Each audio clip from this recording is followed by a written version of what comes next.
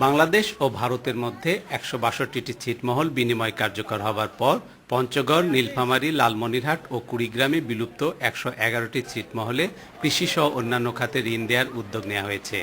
Bangladesh bank ইতোমধ্যেই এ সংক্রান্ত একটি নির্দেশনাও দিয়েছে। আপনার 4টা আমরা নির্দেশনা জারি করেছি এই ছিটমহলবাসীদের জন্য ব্যাংকিং ব্যবস্থাপনার আওতায়। সেটা হলো যারা ছোট ব্যবসা বাণিজ্যের সাথে জড়িত তাদেরকে যেন ব্যাংকগুলো এসএমই ঋণ দেয়, কৃষিকাজের সাথে যারা জড়িত তাদেরকে যেন কৃষি ঋণ দেওয়া হয়, যারা বিধিবদ্ধ নিয়মে যদি নাও দিতে পারে সিএসআর একটা কার্যক্রম আছে ব্যাংকগুলোর, সেক্ষেত্রে অনেক নিয়ম শিথিল করার সুযোগ আছে। ব্যাংকগুলো ইচ্ছা করলে সিএসআর এর আওতায় বিভিন্ন অর্থনৈতিক কর্মকাণ্ডে সহায়তা করতে পারে, সেই নির্দেশনা আমরা দিয়েছি।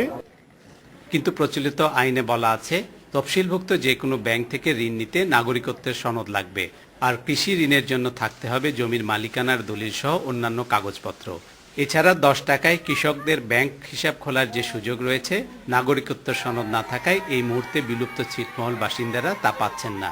গরিব দুঃখী অনেকেই আছে যাদেরকে ঋণ প্রদান করার জন্য এতদিন থেকে আমাদের এই সুযোগ সুবিধাটা ছিল না।